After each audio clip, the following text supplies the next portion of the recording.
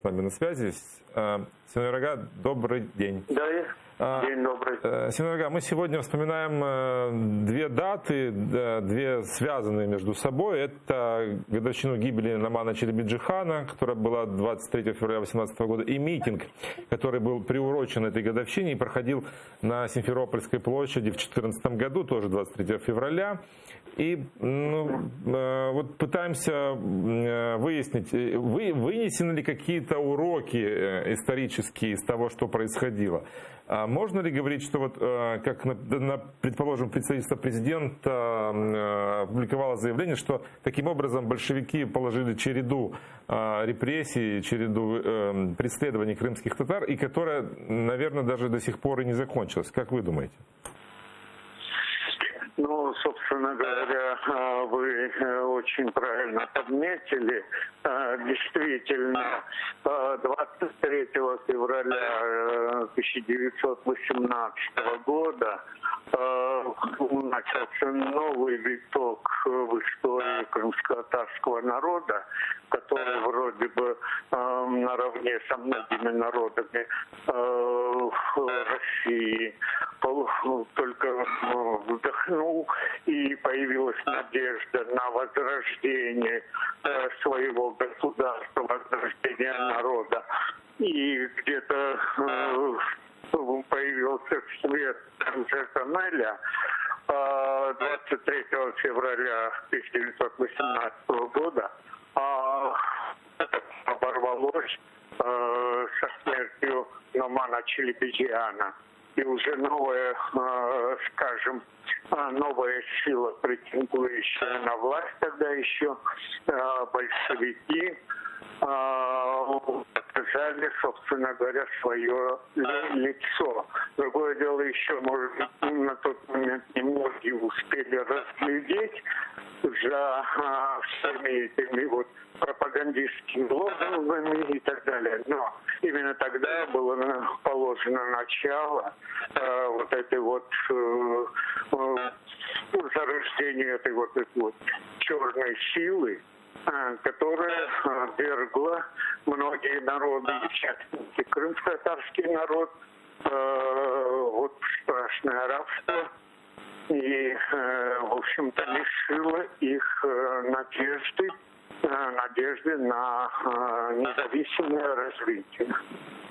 Ну, получается, что спустя почти 100 лет, в 2014 году, эта дата снова стала, эта дата стала переломной в истории Крыма. Можно ее тоже считать такой.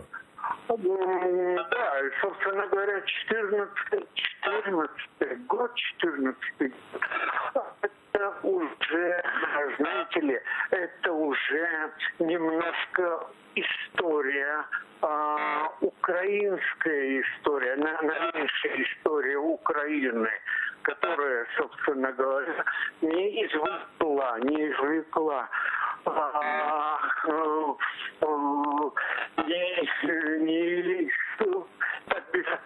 скажем, очень безответственно отнеслась к истории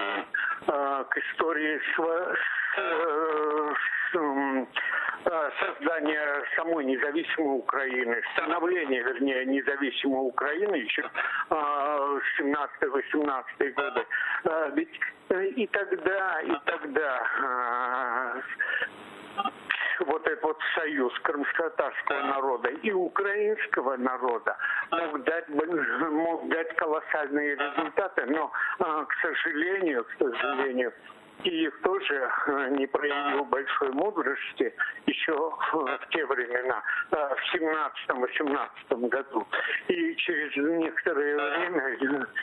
некоторое время также потерял, собственно, независимость. А 14 год, это было, в общем-то, подведение итога вот этой вот безответственной политики на протяжении 20 с лишним лет независимой Украины. Мы еще до этого акцентировали внимание Киева на том, что Крым является такой удавкой независимости Украины. И если не восстановить в правах крымско-татарских украинский народ, не восстановить его национально-территориальную автономию в составе Украины, то Украина может потерять свою независимость именно через Крым. И лично для татарских активистов это не было вот что-то такое, знаете ли, неожидаемое. К сожалению, все наши опасения оправдались, и именно 2014 год стал, в общем-то, тому уже доказательством.